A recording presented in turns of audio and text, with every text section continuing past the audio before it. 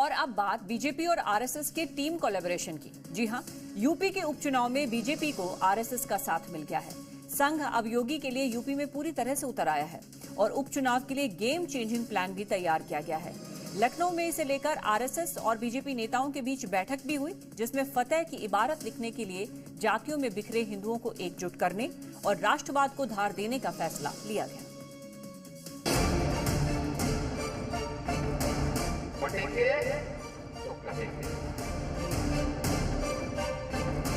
एक है तो नेक है, एक है तो सेफ है, और बटे थे तो कटे थे। हमें बचना नहीं है, एकजुट होना है। सीएम योगी का यह बयान सिर्फ एक नारा नहीं बल्कि मंत्र है, जो वोटर्स के साथ साथ सियासी पार्टियों के लिए भी समझना जरूरी है। और सीएम योगी भी अच्छी तरह समझते हैं कि बीजेपी और आरएसएस का एक साथ रहना कितना जरूरी है। नेक है, यानी बटे थे तो कटे थे, आज एक है तो नेक है। लोकसभा चुनाव के दौरान बीजेपी और आरएसएस बटे तो वोट कटे। यूपी में बीजेपी को सबसे ज्यादा सीटें मिलने की उम्मीद थी, लेकिन पिछले चुनाव के मुकाबले उसे 29 सीटों का नुकसान हो गया। इस बात को आरएसएस ने भी समझा, जिसकी वजह से अब नाक की लड़ाई बन चुके उपचुनाव में बीजेपी को आरएसएस का साथ मिला है। संघ ने यूपी उपचुनाव में बीजेपी की जीत का जिम्मा उठा लिया है और इसी को लेकर लखनऊ में आरएसएस और बीजेपी नेताओं के बीच समन्वय बैठक हुई, जिसमें आरएसएस के सह सरकारवाह अरुण कुमार भी शामिल हुए। जानकारी के मुताबिक इस बैठक में पीडीए की काट के लिए हिंदुत्व के एजेंडे को धार देने का फैसला किया गया। राष्ट्रवाद और हिंदू जातियों को एक करने पर मंथन हुआ। बटेंगे तो कटेंगे और एक रहेंगे तो सेफ रहेंगे जैसे नारों से उपचुनाव की जंग जीती जाएगी। आरएसएस और बीजेपी कार्यकर्ता घर घर जाकर वोटर्स को लामबंद करेंगे। वोटर्स को योगी सरकार के राष्ट्रहित, हिंदुत्व, सुशासन, विकास और लोक कल्याण का संदेश दिया जाएगा। आरएसएस की टोलियां बीजेपी की कमजोर सीटों पर पूरी ताकत लगाएंगी। इसमें करहल, कुंडरकी, सीसामऊ और कटहरी की सीटें शामिल हैं। संघ इस बात को लेकर चिंतित है कि देश भर में ओबीसी और दलित वोट बैंक में विपक्ष सेंधमारी करने का काम कर रहा है।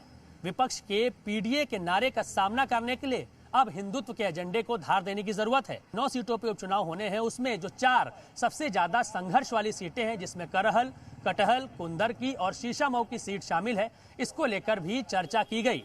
संघ, सरकार और संगठन किस तरह एक साथ मिलकर इन उपचुनावों में उतरने जा रहा है, इन उपचुनावों में कैसे कार्यकर्ताओं नेताओं को बैठक करनी है, इसको लेकर भी जरूरी दिशा निर्देश दिए गए हैं। लोकसभा चुनाव में एसपी का पीडीए फॉर्मूला इसलिए भी हिट रहा क्योंकि संघ से दूरी की वजह से बीजेपी के हिंदुत्व का एजेंडा तार-तार हो गया था। हिंदू वोटर्स बिखर गए थे, जिसका खामियाजा बीजेपी को भुगतना पड़ा। खुद संघ प्रमुख इशारों में कुछ नेताओं को अहंकार का अर्थ समझाते नजर आए। मर्यादा का पालन करके जो चलता है वो कर्म करता है, लेकिन कर्मों में लिप्त नहीं होता। उसमें अहंकार नहीं आता कि मैंने किया, और वही सेवक कहलाने का अधिकारी रहता है।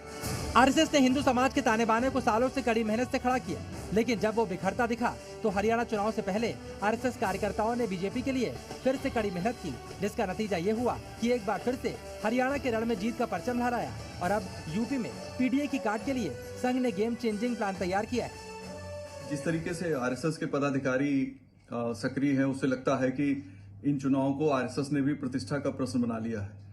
वजह यह है कि 2024 के लोकसभा चुनाव में उत्तर प्रदेश की 80 सीटों में से बीजेपी सिर्फ 33 सीटें जीत पाई, 44 सीटें अपोजिशन के पास चली गई।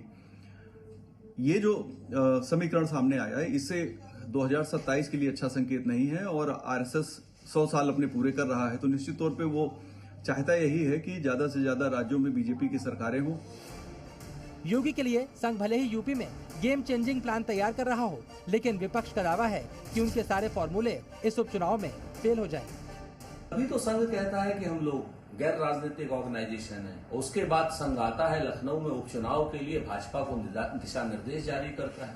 आपके कहने से लोग क्यों वोट देंगे? लोग बेरोजगारी के खिलाफ वोट देंगे। लोग इलाहाबाद में जो बच्चों को आपने डंडे डंडे मारे हैं, उनके खिलाफ वोट देंगे। और 9 की 9 सीटें इंडिया गठबंधन जीतेगा। बैठक कर लो या उठक बैठक कर लो, अब कोई फायदा नहीं है। जनता इस पे वोट नहीं देती है। जनता ये देखती है कि आपने उसको दिया क्या, उसे मिला क्या। और यहाँ तो आपने उसको कुछ दिया नहीं है, उससे केवल लिया है।